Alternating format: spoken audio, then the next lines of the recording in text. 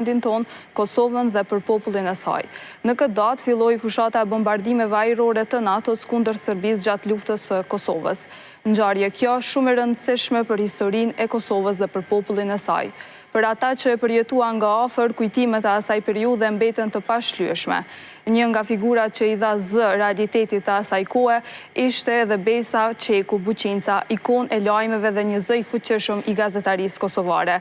Si gazetare në atë kohë, ajo u bë dëshmitare dhe raportuese e zhvillimeve që ndryshuan rrjedhën e historisë sonë. Sot, në përvjetorin e bombardimeve të NATO-s, kemi nderin të flasim me të për të rikthyer kujtimet e asaj periudhe dhe për të kuptuar më mirë rolin e gazetarisë në kohë lufte. Përshëndetje zonja Besa dhe faleminderit shumë për kohën. Faleminderit juve, kënaqësia ime që t'jem në studio me ty, Ardiana. Faleminderit shumë. Në kohën e luftës ju ishit një zë i ëndrrës së kamotshme të gjithë shqiptarëve kudo që janë. Ju dhatë lajmin që ata kishin pritur për vite të tëra. Si e përjetuat ju atë ditë kur dhatë lajmin që do të fillojnë bombardimet e NATO-s? Ardiana, sa herë që vjen 24 marsi, unë kanë po ato emocione pothuajse identike, pa ndryshuar asnjë presnjë, asnjë pikë. Tani të japësh një kumt të shumë pritur, me vite, me dekada, mbas edhe me shekuj, është sigurisht një ndjenjë e lartë përgjithësie, e para. Pastaj vijnë ato emocione të tjera, dhimbje, krenari, kalvari në për të cilën ka kaluar populli shqiptar, përpjekja dhe gjithë ajo sakrificë, gjithë brezave të tërë shqiptarësh në përshekuj, deri te kulmimi i ushtrisë çlirimtare të Kosovës, luftës së saj të lavdishme me në krye komandantin legjendar Adem Jashari. Pra, këto janë sa i përket emocioneve të para. E dyta, ky lajm është transmetuar përmes meje nga valët e radio-televizionit shqiptar, dhe këtë e theksoj me rëndësi pasi pas Shqipërinë nuk bëhej lufta. Shqipëria ishte një pikë strategjike, një ndihmë ushtarake, politike, strategjike, ekonomike, diplomatike dhe një ndihmë e gjithanshme në nga gjitha fushat për luftën e Kosovës. Sigurisht, vëllezër jemi, po edhe vllaun duhet ta falenderojmë. Pra roli dhe kontributi i Shqipërisë është i jashtëzakonshëm në këtë luftë. Pastaj vinë edhe sigurisht edhe Shtetet e Bashkuara të Amerikës dhe NATO, të cilës na do të jemi gjithmonë mirënjohës, dhe sigurisht duhet të jemi mirënjohës sepse në traditat tona shqiptare ne gjithmonë jemi mirënjohës për atë që na ndihmojnë. Edhe këtu unë dua të them që duhet të jemi mirënjohës edhe ajo që e solli NATO-n, pra ushtrisë çlirimtare të Kosovës. Më duket se këtu pak çalojmë. Se zonja Besa? Po tani, me qenë se kaluam kështu, drejte në temë, ju po e shikoni që bartësit, themeluesit e ushtrisë çlirimtare të Kosovës, themeluesit e shtetit të Kosovës, janë padrejtësisht dhe mbahen në një gjykatë që quhet speciale, vërtet ajo speciale mund tjetë, po e speciale në kuptimin negativ. Sepse është një turp i madh që të gjykohet një ushtri çlirimtare, vullnetare, e cila s'kishte ku të shkoj, luftonte për popullin dhe për vendin e vet. Ne s'kishim ku të shkonim më. Kosova ishte shtëpia jonë. Ku të shkonim për te shtëpisë, për te jatë dheu tonë. Sonja Besa, kthehemi prapë në kohë në vitin 1999, 24 mars, kur filluan bombardimet. Si e pretën njerëzit lajmin dhe cilat ishin komentet e tyre për fillimin e bombardimeve kundër Serbisë? Tani, kur e thash që duhet të them se si erdhi lajmi. Lajmi, unë isha e caktuar të jem prezantuesa atë ditë të lajmi, por ne kemi pas një bashkëpunim të ngushtë mes meje, me Aslan Bajramin, që ishte koordinator i redaksisë, me pultin realizues, do me thonë kishim asoko një bashkëpunim shumë të ngushtë, sepse puna në televizion është punë grupi, punë kolektive. Nuk mund të jepja unë lajmin vetëm, në qoftë se nuk do ma lajmëronte Aslan Bajrami. Shtu që Aslan Bajrami dhe një koleg tjetër, Esat Brajshori, që ishe regjisori lajmeve, unë isha në studio dhe sigurisht këtë trekant që ka funksionu për mrekulli. Dhe në fakt ne kishim djeni se pas konferencës së Rambujes dhe në shkrimit të asaj marrëveshjeje për ndalimin e luftës, për ndërprerjen e luftës, e dishim se do të pasonin sulmet ajrore të NATO-s mbi caqet policore dhe ushtarake serbe. Mirë po nuk e dishim me punë sekondash, po e dinim që atë ditë do ishte. Nga i merë këto informacionet? Po ja, tani kishim bashkëpunime me redaksit e ndryshme me ashtu dhe kur dikush ishte kujdestar në redaksi, tjetëri ishte në studio dhe Aslani i rinte gati punës sepse kishte atë përgjegjësinë. Edhe pastaj jo me, do të thonë, me CNN-in e me ato, edhe pastaj edhe bashkëpunëtorët tonë që ishin në kuadër të NATO-s, ishim, pastaj edhe përmes antarëve të shtabit të përgjithshëm, kishim krijuar lidhje që të merrnim informacionin e duhur dhe të japim në kohë reale. Edhe sapo ishin nis avionët, Aslani e lajmëron regjisorin e lajmeve, Esat Brajshorin, është më thënë ajo puna teknike, dhe Esat Brajshori më lajmëron mu, për ndërkohë që edicioni i lajmeve kishte përfunduar dhe shkonte sigla përfundimtare. Dhe më thanë që ti duhet të shfaqesh përsëri dhe të japësh njoftimin. Edhe unë me të thanë drejtën, sigurisht se ne dim të menaxhojmë situatën, po me gjithatë edhe unë isha njeri, edhe unë kisha emocionet e mia, kisha njerëz të mi këtu, isha i lidhur ngushtësisht, do me thonë, me luftën e ushtrisë lirimtare të Kosovës, edhe sot më duket se sikur gjithnjë duke qenë e lidhur ngushtësisht me ta, sikur isha paracaktuar, isha me fat që unë do i pja këtë lajmin. Dhe pastaj unë dhash atë njoftimin,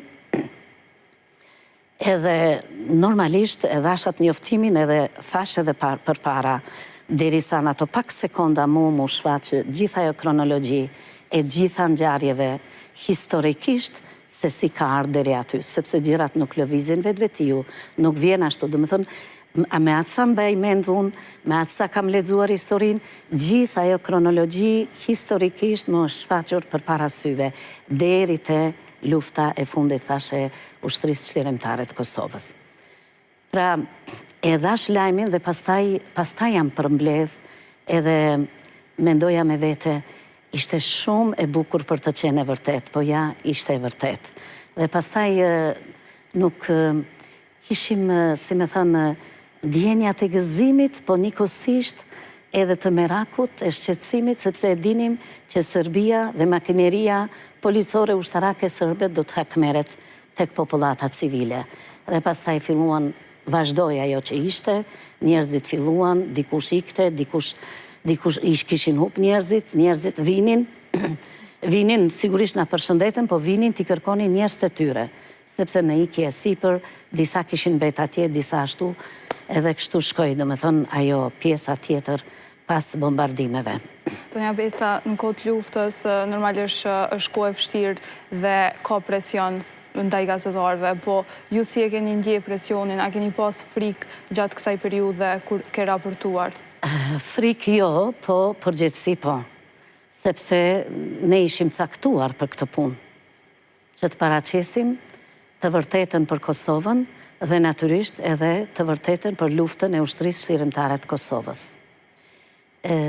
Mundësit ishin shumë të vogla, komunikimet gjithashtu ishin shumë të vështira, po përmes burimeve tona dhe lidhjeve tona private, arritëm të vëjmë komunikim me antarët e shtabit të përgjithshëm, me komandante zonave, bile edhe disa bashkëpunëtor që lajmëroshin nga zonat, kanë qenë luftëtar dhe njëkohësisht kanë qenë edhe reporter të luftës, si që kemi pas për shembull Tahir Deskun, Tahir Deskun e kemi pas edhe koleg nga televizioni Prishtinës, po me gjithatë ai ishte edhe me armë në dorë. Do me thonë edhe krynte atë punë, pastaj kemi pas Fetnete Ramosajn, të ndjerën, e cila ka qenë shumë e saktë në raportime, ka qenë luftëtare e ushtrisë çlirimtare të Kosovës dhe njëkohësisht edhe reportere e luftës. Kemi pas edhe shumë të tjerë, mos të hyj tani të emra dhe se mund të harroj dikë. Megjithatë, me këto mbuloshim bënim çmos, sepse gjithë ditën bënim çmos të vejmë kontakt të ashtu. Mundësitë teknike nuk janë sikur ato sot. Sot shpejt e merr informacionin. Kurse atëherë ne bënim për shembull 3 herë të njëjtën punë. Neve merrshim për shembull, tani ndoshta është çesharake të spjegoj, po neve merrshim për shembull regjistronim zërin e reporterit. Tash ajo kronika në televizion duhet të mbuloj me film. Dhe pastaj shkonim në radio e hedhshim në një shiri tjetër. Prej atij shiriti tjetër në eng, për shembull ato që ishin të përshtatshme, ato kasetat atëherë, se sot s'punon kush me kaseta, edhe pastaj do shkonim në montim të mbulonim me filmimet e para që ne i ka dërgu Nuhi Bytyqi me Abaz Zekën që ishin direkt nga zonat e luftës. Me ato, do me thënë, arnoshim her pas here. Dhe ato filme, ai materiali filmik neve na vinte me autobusin që vinte nga Prishtina në Tiranë. Do me thënë, këto janë sot të pa mundur të kuptoj një i ri ose një gazetar e re që jeti sot. Keni pas presion ndoshta edhe prej forcave ushtarake, serbe, ose edhe jeni kërcënuar për mënyrën se si po i raportonit lajmet? Tashti, unë isha në radio-televizioni shqiptar. Dhe me thënë, mund të thua që ishim jashtë rrezikut, si të them. Gazetarët tanë janë përballë me këto presione, kanë gjetur rrugë dytësore që të shkojnë deri te zonat e luftës, përmenda Nuhiun i cili ka lëvizur me ekip. Pastaj ata reporterët atje që ishin atje me pushkë ishin pak më ndryshe. Por gazetarët tanë që ishin si kryesisht e kishim Nuhi Bytyqin me Abaz Zekën, ata ishin më në rrezik, sepse ishin direkt dhe u dashke me gjetë zona rrugë të dytësore për të mbri aty, për të bërë intervistën, pastaj dhe materialin ta shpëtojnë. Dhe materialin neve na kanë ndihmu me të thënë drejtën se tashti nuk po i bëj reklam, një kompania Meti Tours me shoferin e tij Elmi, nuk ja di mbi emrin, dhe ai na ka shpëtu sepse gjithmonë gjendet dikush një vullnetar që do të ndihmoj. Edhe pastaj jemi lidh me to, materialet barteshin, ajo kjo, se ku i ka fsheh ai, duhet ta pyetni atë. Po, në momentin treguat që gazetarët të shumë të kanë dalë në për teren gjatë kohës luftës, kanë pas komunikime me shtabet ushtarake, dhe në momentin, për shembull, keni telefonu edhe nuk keni mujt me marrë informacion në atë kohë, nuk është hap telefone. Çfarë ndjenje ke pas, cili ka qenë mendimi i parë që të parë në mend? Më ka ndodhur një rast kështu, po e përmendi Tahir Deskun. Bombardimet ishin, si me thanë, në intenzitetin e tyre më të lartë. Ndërkohë që edhe sulmet e Serbisë ishin shpeshtuar dhe kishin shtuar intenzitet. Edhe Tahir Desku ata lajmëroheshin se kishin zonat ato telefonat satelitor dhe kjo ishte shpëtim për gjithë luftën. Ata nuk dështoshin asnjëherë. Dhe Tahir Desku lajmërohet edhe për atë ditë jep informacionin, edhe më thot që, dhe më thonë, tregon gjendjen shumë të rëndë, edhe më thot që, sepse unë isha në telefon, tha, në qoftë se nesër, deri në orën 3, nuk lajmërohem, dije që nuk jam gjallë. Au, thash, kështu qenë ka puna, po, tha, se është shumë, tha, jashtë zakonisht situatë e rëndë, tha, nuk e di, tha, po, që ta dini, tha, nëse nuk lajmërohem. Edhe të nesër me ne, si zakonisht në punë, po presim, thash, i thash edhe Aslanit edhe atyre, thash, kështu, po thot Tahiri. Është e vërtet, gjendja ishte vështirë, por ne duhet të krynim punën. Edhe Tahiri nuk lajmërohet. Ora 3 s'ka, 3-5 s'ka. 3 dhe 3-15 si ngron telefoni dhe gjithë vrapuam ta kapim receptorin. E ka pa unë. Tahiri po më lajmërohet, gjallë, tha jam. Ashtu, atëre nuk e di, do me thonë, edhe qesha, po thash, kush të rok ty, nuk të rok plumbi. Edhe vërtet, jo, tha, nuk më rok plumbi. Edhe tha, ma mirë është, tha, pak sot, tha, ma mirë, tha, është situata sot, tha, pra ndaj u lajmërova, tha, dhe mirë jam. Shtu që kur nuk e haroj këtë moment, do me thonë, ata kanë qenë në rrezik, tani ne kemi pasë rreziqe tjera, do me thonë, se ishen Tiranë, po aty, do me thonë, loj loj vishin gazetar, vishin loj të ndryshme, po me gjithate ishim larg plumbave, si me thanë. Shku që kemi pasur një vullnet edhe kemi pasur një mision. Nuk ishe mo vetëm profesioni ynë, ishte mision. Duhet ta bënim se s'bën, sepse dështonim, ne rinim aty, këtu tjertë, kishin sakrificat mëdhaja të sigurojnë informacionin, kështu që misionin, besoj që misionit ja kemi dalë. Sonja Besa, sa e vështirë ka qenë për ju që ti menaxhoni emocionet momentin kur keni raportuar ndoshta për një tragjedi ose diçka që ka ndodhur gjatë luftës, viktima, masakra? Shumë e vështirë, Ardiana. Shumë e vështirë. Por më mbante ajo shpresa se liria po vjen. Liria është afër. Shumë e vështirë. Disa edhe e njihja. Jashtë zakonisht e vështirë, sepse jemi njerëz edhe ne. Nuk mund të shkëputesh edhe të thuash që jam e paanshme. Nuk mund të jem e paanshme. Është e vërtet që duhet të japish informacionin e drejtë dhe sakt, si që është me rregullat e gazetarisë, por jam edhe njeri. Jam nën, jam prind. Edhe di çfarë ju ka ndodhur. Ju e dini që Serbia gjithmonë ka komunikuar me shqiptarët përmes gjuhës së dhunës, masakrat e ndryshme.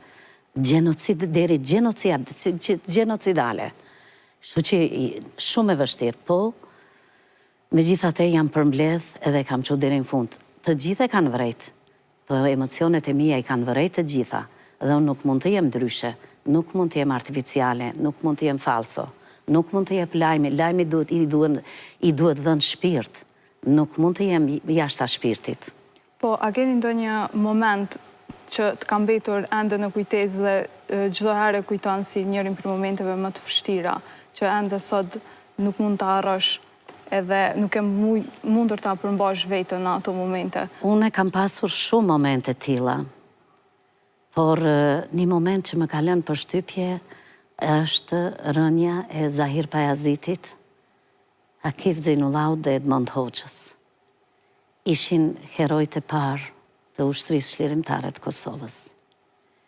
Ishin aq të nevojshëm. Ishin të guximshëm dhe ishin të gatshëm për sakrificë, po nuk doja të ndodhte kaq shpejt.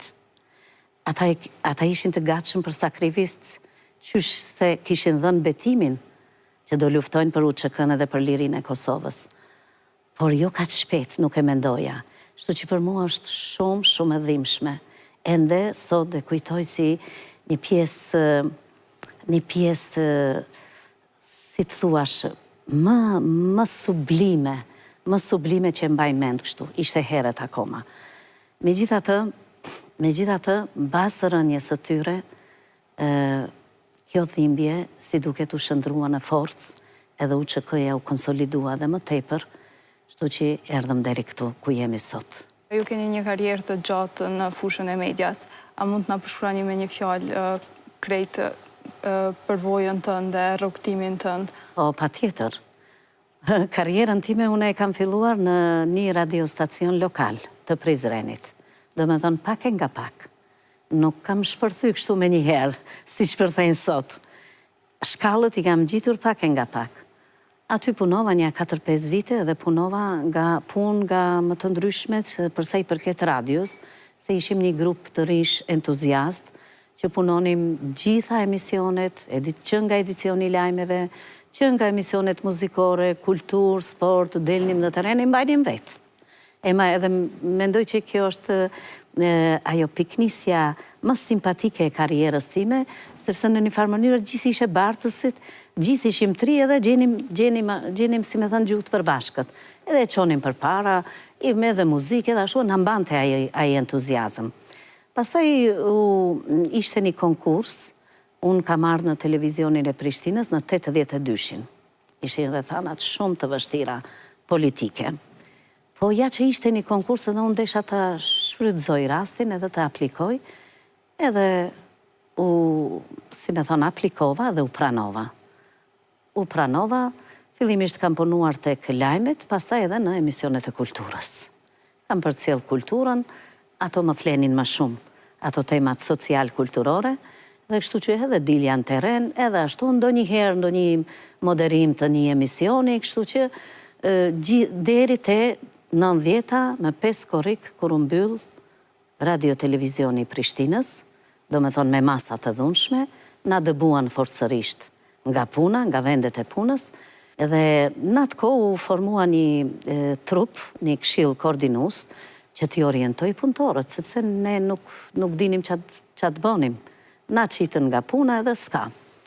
E i këshilli koordinus, së bashku me disa lidhje të veta, kërkonim një hapësirë tjetër informative, që të vazhdojmë të punojmë për të pasqyruar se cili është problemi i Kosovës, cila është e vërteta e Kosovës, dhe të vazhdojmë të punojmë si gazetarë, sepse s'kishim edicionet lajmeve, murën ata dhe s'kishte, edhe gjua shqipe u mbyll, do me thënë. Arritëm pas një kohë, pas përpjekjesh, arritëm që të sigurojmë një minutazh shumë të shkurtër, po për ne shumë i çmueshëm, në kuadër të radio-televizionit të Kroacisë, mendimin e miqve tanë, edhe mendimin e solidaritetit që ata na ofruan për momentin. Aty pastaj sigurisht punova dhe aty, si redaktore e lajmeve dhe prezantuese, bashkë me kolegët tanë, Mehmet Hazirin edhe Sulejman Shaqirin, na ishim të tre, pastaj alternoheshim edhe me grupe tjera, se nuk mund të qëndronim gjithë, po alternoheshim me grupe tjera. Një kohë atje punova, dhe pas asaj u krijuan mundësit që të vazhdojmë punën në radio-televizionin shqiptar. Në radio-televizionin shqiptar kishim 3 edicionet lajmeve në radion përbashkëdhetar, dhe në televizionin shqiptar, edicioni i lajmeve në kuadër të programit satelitor që të na shikonin gjithë shqiptarët kudo që janë, nga ora 6:30, dhe me thonë 18:30. Unë të falenderoj shumë për kohën, kënaqësi të kishim këtu në studio dhe faleminderit shumë për kohën, por edhe për kontributin